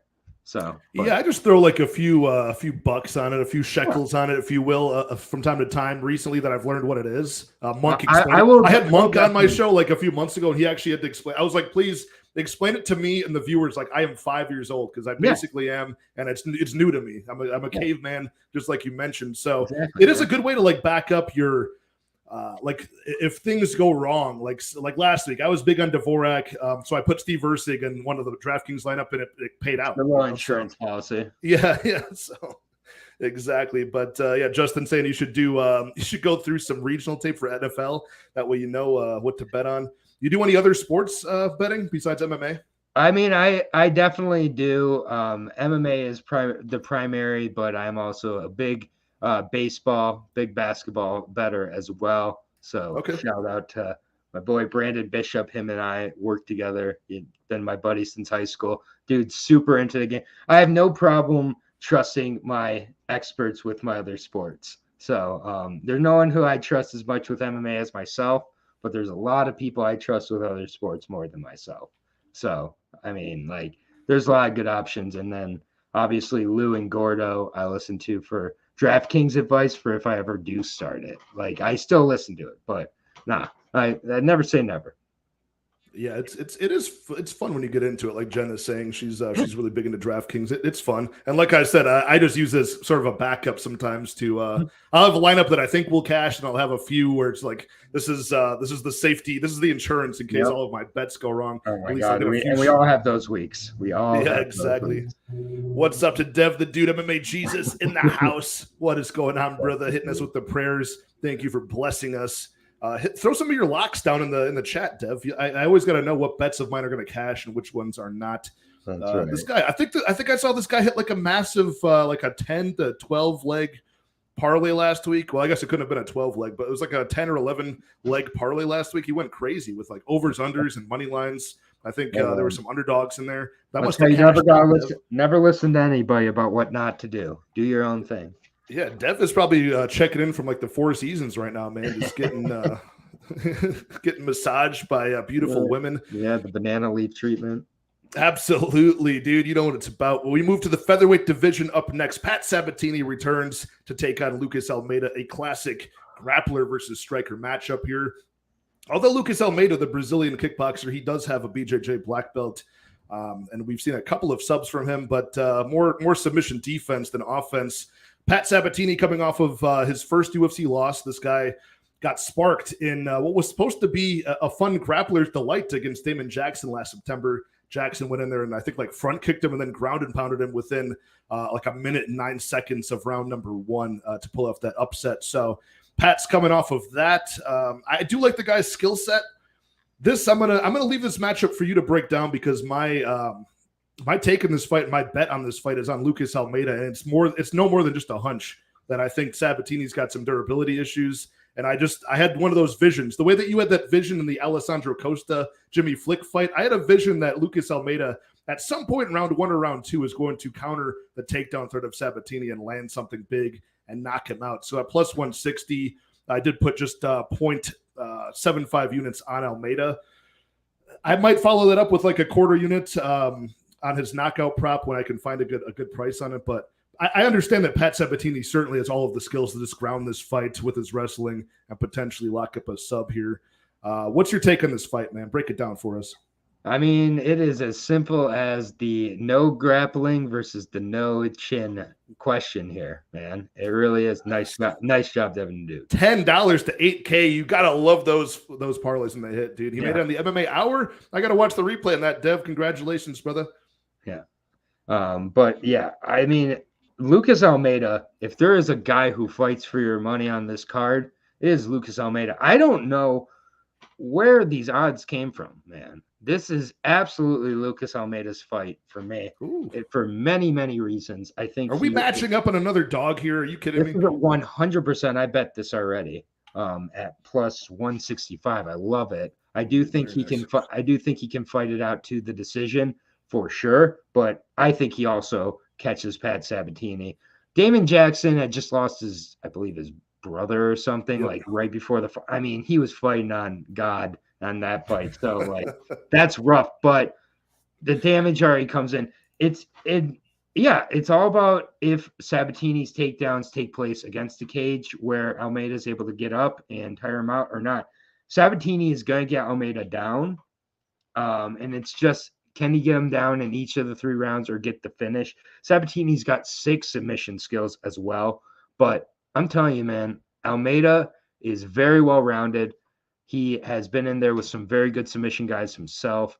I think he's got much better durability. I think that this is Almeida's fight to lose. I told you before the fights how I've been doing this approach, and I'll say it right here again. I've been doing my breakdowns, I'm not a big early line better. So, like, I don't go to these, like, Antigua betting sites that some of these people are going to. Props to all of them for finding these, in like 1997, they find these lines or whatever. Yeah, I appreciate that. I'm not first to the line guy. So I try you didn't get plus 750 on Lucas Almeida. Yeah, I know. I'm sorry. I did not get plus 750 for a max bet. Yeah, exactly. That no one can get. Here you go. Follow me on Twitter. Yeah, my movie picks on Twitter are more useful than that. But like, it's just one of these things where I've been breaking down fights and then trying to predict the odds for the lines. And sometimes last week on 2 or 3 fights, I was fully wrong to who the dog was even. So right away, that's auto bet city. With this fight, I expected it to be minus 120, minus 130 Sabatini. It is not that. And you getting Almeida at plus 165. I think he has very good finishing ability too. But I think this is, a fight where I would take the KO as well. You don't need to worry about the submission. So it's KO for Almeida for me. So I'm sure it's a pretty good number on that. It was like plus 265. I want to say was the KO prop so far on BetOnline. I'll probably wait and check out some other books in the next day or two. But yeah, I put 0.75 units on the money line. I was going to put. I sometimes I've been doing that. I'll put 3/4 of a unit on the money line, quarter unit on the prop. That's the way I do that. I like that. So just in case I can still. I don't know, but I will say this, man. It makes me feel very trappy because I don't know anybody who's in on Almeida. I don't know anybody who's back in Sabatini. So yeah, that's another one that Lou Betya slid in. He's like, dude, we're on Dalby and Almeida on this one. I was like, everybody and their mother is on Dalby and Almeida, it feels like. Yeah. So it always makes me nervous, but sometimes we can all be right on some dogs. I'm just saying. No, it makes me nervous like too. It feels like a trap because I think everybody likes Almeida for the same reasons. Jamal getting dropped by Jamal Emmers, getting dropped by Damon Jackson. Oh God, the Jamal Emmers fight, that's such a good point. Yeah, that one too. What else? Even the spots where like he was ragdolling Tucker Lutz around in those in-betweens. Tucker Lutz was putting his fist on his chin, Oh man, it's Parlay Man's got muscle, so watch out. Oh, what's going on? Yeah. Hey, well, that's true. My grandma's neighbor asking me when he was moving. I was thinking Almeida. Well, okay. Yeah, it's everybody and their mother. So, yep. God damn. Yeah, there is some spots where, like, if I do finally venture into the Twitter space and I'm looking at people's posts, I'm like, shit. Everybody is on. I'm on the same side as everybody. Pat, send me a Sabatini bet, and I'll shut up. But like until I see that Sabatini bet. By the way, three main card fights, 3 dogs for me. I already thought that I was an idiot for taking Almeida here, sort of. Like I get the line. I like the money line for sure at plus 160. I like just the ability for him to crack the chin of Sabatini. But I am truly, I think Sabatini has all the skills to just ground this fight. It's an American wrestler and grappler versus a Brazilian kickboxer. Mm-hmm. If this is out in open space, I think he controls the rest of the round. But against the cage, like you said, Almeida does dig a good underhook. He can circle out the cage. He's tall and strong. So there we are with that. Yep. Okay, we can move right along. We are getting into the last 3 fights of the card. Thanks everybody for hanging out with us in the chat. Thank you, Aaron, for joining me on the show for the very first time. Can't wait to do this again. Already we are having a good old time, giving out some good information, get some good insight. And we've got Christian Leroy Duncan taking on Armen Petrosyan at middleweight. One of the more fun striker versus striker matchups on this card because this is a spot where both guys are, their opponents want to take them off their feet. And this spot, I don't think There's not a good chance that either man has to worry about that. I would say though that Christian Leroy Duncan, I think at 8-0, a guy who's the Cage Warriors champion, and he does have an extensive amateur record where he learned from a lot of his mistakes. He did deal with a lot of grappling losses early as an amateur. He does have a well-rounded game. I could see this guy taking down Armen Petrosyan, but Petrosyan's get-up game is very, very good. So this probably will stay on the feet for the majority of it. I like Petrosyan's volume, but I think Duncan's the way more dynamic, athletic striker that could, it's always the punch that you don't see coming that, not puts you out. We've seen Petrosyan put out before by knockout pre-UFC. I think Duncan has got all of the tools to do that, especially since Petrosyan does skirt along the outside of the cage. Duncan, good out of both stances. He could really set up some traps there and put the lights out of Petrosyan. So I got a money line play in Christian Leroy Duncan. I don't think I'll bother with the inside the distance. I just have him at, what the hell was it here? Duncan, minus 145 on BetOnline, 2-unit play on him. I'm pretty high on this guy, but I will say that there is a world where he falls behind on the numbers striking-wise, looking for the big shot, and Petrosyan just wins the way he just racked up against AJ Dobson, who was just a hesitant heavy bag of an opponent in his last fight. Which was such a letdown, dude. AJ Dobson is such a talented athlete. Like, he's so explosive and strong, but he was just so gun shy in his debut there. So, what do you like about this fight, man? I'm on Duncan. I think he gets the job done inside the distance, but I could see Petrosyan just hitting leg kicks and jab crosses to a victory. I love Christian Leroy Duncan. Favorite on the card. We are getting a good line on him. It went down too. It was at like minus 170. I was struggling with that. I was about to pay it too, and then it went down to minus 145. Yeah, I really like Christian Leroy Duncan. I think he's the better MMA fighter for sure. IMMAF, which is where he did his amateur experience. Those are paid amateur fights in Europe, and those are essentially pro fights, man. Those are like extremely good. Level of fights. Learn from your mistakes. That's where you want to lose. That's where you want to learn how to win. And when he doesn't have to think about the takedowns, man, he's just such a beast because he gets to decide if he wants to use the takedowns. He reminds me a lot of Cyril Gane at 185, honestly. Like, he is a freak athlete. I think it's really too bad we didn't get to see more of him against Dusko. He was going to dust Dusko, in my opinion. I think he gets a knockout here over Petrosyan somewhere in, I think, the first round. I do think he is very, very live early on. I was not particularly impressed with Petrosyan against Dobson. I think he did what he needed to do, but still has shown the same issues as from when he's come into UFC. He lost to RoboCop. I don't care what anybody says to me. He lost that fight. Robbery, dude. Yeah, I bet RoboCop.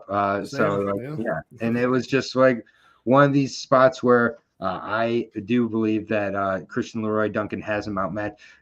The Christian Leroy sub number, I think, could be very interesting as well, though, because I do think that everybody's expecting him to come in here, be a bopper. He has such an advantage on the ground. And if he gets it there, I do think he can finish a guy like Petrosyan. Yeah, we saw him in that Justin Moore fight in Cage Warriors, just dump him on his back, get the rear naked choke with ease, and lock it in for his only sub on his pro record. He's very intelligent fighter too. He's not just a freak athlete here. He's my favorite on the card. I'm agreeing with Devin the Dude here. Chris is a lock, man. He's a lock. Let's go. Hey, shout out to Cucumber saying, sorry guys, better late than never. Dude, always good to have you, Cucumber. Thanks for showing up. Hope you're having a great start to your week. As we talk about fights on this card, man, both liking Christian Leroy Duncan. No better name to back than that. It's such a great triple name, right? Honestly, you can put him in that parlay I mentioned earlier. Add him with Quinones. I really like those guys together with Barcelos. So Quinones, Barcelos, Duncan gets you to plus probably 500 or so. Like, I like those three together. Just back to that fight real quickly. What do you think about the cardio of both of these guys? Is that something to worry about with an explosive striker like Christian Leroy Duncan? Usually that trade-off with the explosive knockout power is the cardio. Do you have any concerns with him? I mean, I haven't seen the cardio be an issue in the fights, and he does have decision fights as an amateur, with IMAF, which does 5-minute rounds as well. So I think he's in pretty good shape, man. He's still very young. I do think that Petrosyan, can do a Bukauskas type of game plan where he, kind of sets him up with the volume, keeps on his bike for the fight. I think speed could play an issue with Petrosyan, but Petrosyan's not that much quicker, if at all. He's not a very quick guy himself, which is how he got knocked out before he got over to the UFC. Yeah, so knocked out pretty cleanly too. Yeah, man. I've not ever been particularly impressed with Petrosyan, if I'm being frank. No, and he was kind of like, even in like, he's got a good get up game. I will give him that. Like he's kind of like a cat. He's always back up on his feet when he gets taken down. Except when he's getting Salikhov stretched by RoboCop. That's true. That is true. And then yeah, that was actually crazy. My hamstring hurt. And then he won. And he won. Yeah, crazy, dude. I don't even know how I was so sure that he won that fight. I didn't even watch the announcement of the decision. I remember just seeing all my bets get not cashed. I was like, what? And then I went back and like freaked out. Yeah, I know everybody in the chat, you guys are all guilty as gamblers. You all have to do like one weird thing, just see like a little tick or a little habit you do. Mine right now is, because I did that so many times in the past, for like, I know that my bet cashed, he won the fight cleanly, and I would just like circle on I keep it on paper notes of like how the fights are going for the night, how the money's flowing in or burning alive. But I circled RoboCop that night, and I've done that before, like before the decision. Now I never do it. I never circle it. As clear as it is, the guy could basically get a Bobby Green knockout. I'm not circling it because it might be a no contest. Wise. Like, so wise. That's like my new habitual degenerate thing, is like, I gotta wait until Bruce Buffer calls it and the check clears before I circle it. Smart man. But glad we're on the same side of that one, man. We can move on to the co-main event at lightweight. The biggest favorite on the card, Arman Tsarukyan, who's a top 10 lightweight, taking on Joaquim Silva, who's like in the bottom tier of the lightweight division here.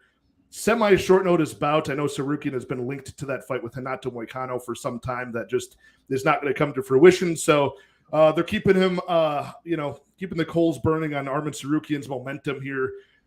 A Brazilian knockout artist, I guess. He's not really an artist, but that's like his path to victory in most fights. Neto BJJ. Yeah, exactly. But he's what does he have? Most of his finishes by knockout. Yeah, 7. Yeah, absolutely. Yeah, 3 by sub. I know he had that nasty lead jumping knee over Jesse Ronson last time we saw him last October. But this guy, he's got some durability issues himself, man. Getting pieced up by Ricky Glenn a year and a half or 2 years ago, getting knocked up with a big left overhand from Nasrat Haqparast, put him out like a sack of laundry. I just feel like Tsarukyan by knockout is a way to really soften this minus 1,000 money line, because that's at minus 125 right now. Yeah. And I could see him just taking the path of least resistance here, or even doing it like Joel Alvarez style, taking down Joaquim Silva and just slicing him up with elbows in the ground to a TKO stoppage. So how do you see this fight playing out? Is there any path to victory other than Hail Mary knockout for Joaquim Silva? I mean, not particularly that I see. The over 1.5 at plus 125. You think Silva can survive 7.5 minutes? I think here's the thing. Tsarukyan sometimes plays with his food a little bit. Well, here's the issue when you've got like, this is problematic because like Tsarukyan's so much better than him.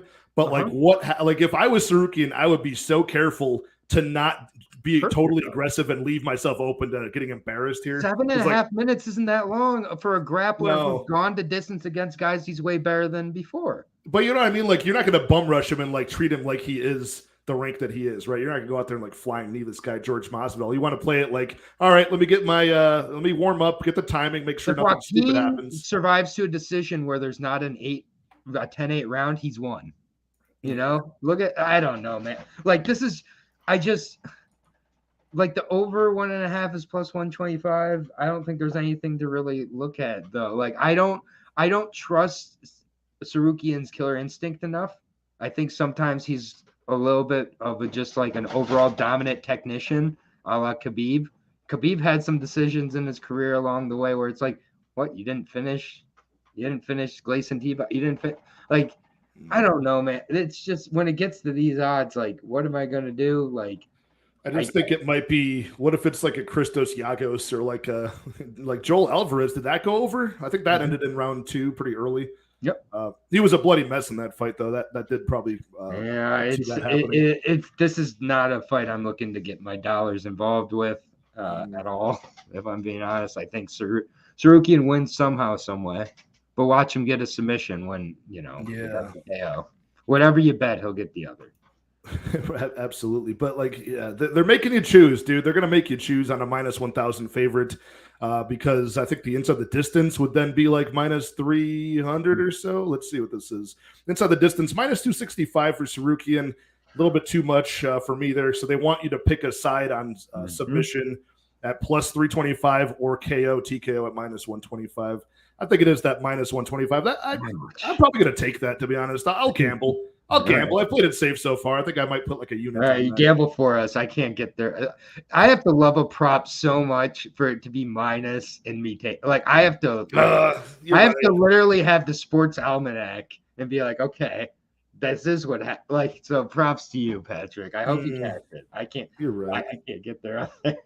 It might just be like my thick-skulled thing of seeing like, oh, I can transform a minus 1,000 to minus 125. I might be falling for it. I might be taking they're dangling the carrot at the sportsbook, and I'm chomping at it. All the people who are working behind the scenes at the sportsbook, none of them look like you, Patrick. You realize that, right? Like none of them look like you. And there's a reason. You bet the minus 125s. What's up, Hunter in the house saying goats? Dude, it's a pleasure to have one of the goats in the space with us here, AaronTheDog, man. Like I said, I knew this would be a fun show, but yeah, we're seeing Tsarukyan doing it somehow, some way, dominant, looking like at least a minus 500, even though he's minus 1,000. He'll at least look minus 500. He can control this fight in the grappling. He's the better striker. He's only 26 years old, man. What do you put Joaquin Silva against if he wins this fight next? I mean, Islam Makhachev. He's just like what has Joaquin Silva done to himself if he wins this fight? He's in such danger. It's like he really should not win this fight. That's not a good idea. The UFC will not make things good for Joaquin Silva if he beats Arman Tsarukyan here. That's when you give him like Demiraz Magulov or something like that. That's that. I mean, what if that happens? Oh, it'd be so much fun. Like he dominates them for like 3 rounds. Like because this isn't even like a near top 15 guy. This is like a bottom 15 No, he's not even like top 30. No, so that would be hilarious. I'm not sure why this was sanctioned. That's actually why I think your over 1.5 might hit, because Arman has got to be so worried. There's got to be part of his mind that is worried that this will play out. Like he does slip on a banana peel. 125 for 7.5 minutes. Come on. That's BJJ. I might get there on that while you're banging your minus 125. All right. And one of us can message the other one when we both don't cash somehow. No, we'll both cash. 8-minute knockout by Arman. Let's do it. 8-minute knockout, late second round knockout for Arman Tsarukyan. Write it down. All right. We can move on to the main event of the evening. I can't wait to hear your opinion of this fight because mine is not very strong either way, honestly. Marvin Vettori taking on Jared Cannonier, 2 guys who have done very well in the middleweight division, both challenged unsuccessfully for the title against Israel Adesanya, and both guys have also lost to the former middleweight champion, Robert Whittaker. Marvin Vettori was a 5-round bout against Whittaker. He just could not get anything going, got kind of embarrassed there. And then Jared Cannonier, that was a 3-round fight, right? I think it was on that final Khabib card back in 2020, if memory serves me correct. Let me make sure that's true. So is the Israel fight you're saying? No, his one against Robert Whittaker. That was a 3-round fight. Back in 2020. Yep. So both guys have only lost to those 2 in the middleweight division recently. I was pretty impressed by Jared Cannonier last time out, even at 38, 39 years old, against Sean Strickland. A close decision fight over 5 rounds, but as explosive as Cannonier's power is, as a former heavyweight carrying all of that finishing potential to middleweight, he doesn't really gas out that much. Like, he's got very basic tools, but he makes you pay when you're hit. He pressures forward, and the guy's got a very good takedown defense. He stays on his feet most of the time. But Marvin Vettori is a full 10 years younger, still only 29 years old somehow. The guy's got very good output. He can counter strike off of his back foot and still put up big numbers, as we saw him do against Roman Dolidze last time out. And he's super durable. So it's a good counter to the power of Cannonier as one of his better traits. So I'm more confident that this actually goes like over 4.5, goes to the decision, and we see a close result here. Striking numbers similar, maybe even Vettori outstriking Cannonier, but Cannonier still having that opportunity to just have done more impact, more damage in the face of Vettori in the apex cage over 5 rounds. So just because of the upside potential for Vettori, the fact that he does have at least the ability to threaten with some wrestling here and there to close out a close round, I'll pick him to win. But man, this money line at like, minus 110 a piece, I think is very, very accurate for whoever wins this fight, because I think it's got split even written over it at some point here. I can't help but think that Cannonier is going to be the aggressor the whole time, and it's going to look a lot better on the judges. But, Vettori, I think, is just at 29 and still potentially getting better. I think he is the pick for me on this one. What do you got on this fight? Do you have any bets on the main event, Aaron? Yeah, I think this is a great fight. But for me, I think that Vettori is going to be the aggressor in this fight. I think that Vettori is going to be the one moving forward more often. I think the volume's on Vettori's side as well. And I like the 10-year age difference in a 5-round fight. Those are all huge, huge pluses for me. Vettori is still getting better. I think we've seen how good Jared Cannonier can be. Roman was kind of robbed in his last fight, but I don't think it was like a complete robbery. I think it was a close enough fight. And yeah, I just think that with Vettori, I do think that he's pretty good defensively. I do think the output on Jared Cannonier is going to leave a lot of space for Vettori to fill with the volume. And I do think he can get Cannonier down. And I think he can get him down early in the fight. It would not surprise me. And if he does get him down early, I do think that could play into Vettori having the stronger gas tank on the 5 rounds. I think the over 4.5 is, I don't want to say guaranteed, but I think it's very, very likely. I have trouble seeing who gets the finish here. Jared Cannonier round 3 KO. That would be very impressive. But it's almost like someone hit an 8K parlay and they just think they're Jesus now or something. Dude, he is. But, yeah. Oh my God. The shots now. Dude, with that kind of money, you could bribe one of these guys to go out. You can start your own religion. Yeah, there you go. You could just pay. Hey, I got 8K on you going down to the 3rd, Vettori. Yeah, I like Vettori though, man. I really do. In this spot, I think that he still is improving in the stand-up as well. I do think his stand-up is getting better with the fights, and I do think that Cannonier, if he is the aggressor here, I think he leaves himself open to those takedowns, which I think does make him hesitant. And again, I think it could be a close fight. I could see a 3-2 type of thing. Maybe this is another split candidate. There's like 2 or 3 split candidates on this card. This might be one of them where it's the power of the volume. What do you like more? We know that Vettori's face is going to show more damage than Cannonier's face. It's just the way, it's just the way the melanin works. So, I said the exact same thing on my breakdown, dude. I said the exact same thing. I did not watch your breakdown yet, obviously. Yeah, I mentioned the pale Caucasian Italian face of Vettori and how that might actually leave, more lacerations and bruising and things. And also the quiet apex with the hard shots that Cannonier is going to land on that thick skull of Vettori, dude. It's going to echo across, kind of like the Johnny Walker, the Thiago Santos on Johnny Walker, slap leg kicks, where it's like that was the difference maker in that fight, was like hearing the skin echo across the arena. We're in the apex where it's much closer for Vettori to get those takedowns. True. And Vettori's fought the apex probably 100 times. I feel like Vettori is made to be in an apex because no audience actually wants to see Marvin Vettori, but he's so good. He's going to keep fighting. They're like, just put him in the library. I mean, the apex. And then, Strickland looked like Rudolph. Strickland's stock isn't exactly through the roof after the last, Imavov, but it is what it is. But yeah, I did take a shot on the money line on Vettori as well.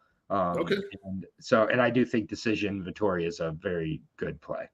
Now we're breaking apart from the what I've seen I've seen so many plays on Cannonier, that it didn't make me think any certain way, but I do think it's a close fight. I couldn't get there on Vettori myself just because but you're flipping the script. Or you think he's going to be pressing forward and successful at the wrestling.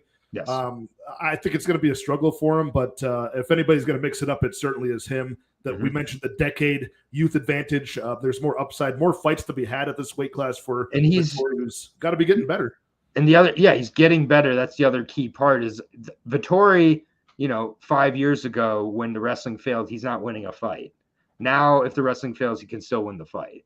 And, so I don't think he has to get the takedowns, but I do think he'll get the takedowns against Cannonier. Cannonier's one last thing, and sorry to cut you off. No, go ahead.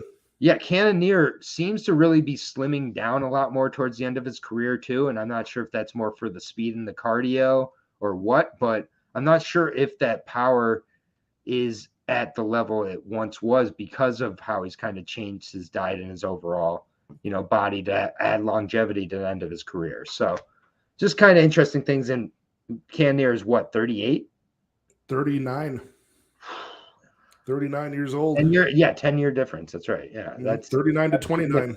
It's significant. Also, how crazy is it that Vettori is only 29 years old? He's been in the league since like 2016, 2017, I want to say. Crazy. He's only 29 years old at this point. I feel like we've been talking about this guy for a long, long time. I think he must have made his debut, 8 years ago? Something like that. Yeah, he's been around since I think 21. Yeah. So, but this card is awesome. Strickland, it's so much fun, dude. What's up, Bunny Hunter? What's going on, man? Strickland was not able to help Curtis with Imavov, but he will help Vettori with Cannonier. Hey, man, it's a fun fight. I like the background of these two guys as far as like where do they go from here, Aaron? Like we've got two guys that like they're fighting not for like a title shot, but like they're fighting for like, are you going to fight Robert? Are you going to fight like Robert Whittaker or DDP next, basically? Yeah. So interesting. Yeah, just like Justin pointed out, it doesn't matter. Both get smashed by the Nigerian Nightmare, Dricus Du Plessis. A guy only second in blackness to Mike Perry, in my opinion. Yeah, seriously. Based on my blackness ranking. But yeah, man, that's all 14 fights. Can't believe we're on the same side of so many of these out of these 14. Yeah. Pretty good stuff, man. Even a couple of dogs we're on the same side of. So awesome to have your insight, dude. Awesome to do a show with you for the first time. Super effortless, super informative, and just felt like it. We've been live for an hour 45. Felt like a 15-minute show. And those are my favorites. Absolutely. So the floor is yours, man. Let us know what time we can watch your show every week and what other content you got coming out, Aaron. Absolutely. I'm switching around the schedule a little bit, but UFCs will be at 5 p.m. Eastern time. I do that with just my 2 cents. Used to do it with Lou Betcha, but the time switch, Lou was not able to make it, but we break down the UFC together. And then I break down LFAs, usually sometime during the week, sometimes Thursdays, sometimes I go right after with the UFC. I break down Cage Warriors, I break down Fury, I break down any of the smaller organizations as well, Bellator. PFL, I put in my community section because PFL does not deserve its own video. It just doesn't. But everything else I'm covering, just go through the fights. And, I'm always open, and available on Twitter, Aaron Jay Brooks there, but don't expect me to be posting a bunch of plays and everything. That's just not my style, man. I kind of get turned off by that a little bit because I just think it's a lot of clout chasing and I'm not into that. But to each their own. But my DMs are always open. If you have any questions or plays, I'm very open and dialogue there. And AaronTheDog MMA, subscribe, check it out, man. Hopefully we can help you make some money. Yep, the link to your YouTube is in the description, as is your Twitter. Once again, man, it's been a pleasure. Thank you so much. And good luck, everybody, including you, Ryan Jordan. Always good to see you, man. And just my 2 cents. Yeah, man. We're gonna get that face reveal. I'm gonna get you to unmask your Lucha Libre mask right here on this channel, and we're gonna break down some fights. All right, you guys. I'll talk to you very soon. Cheers. Peace.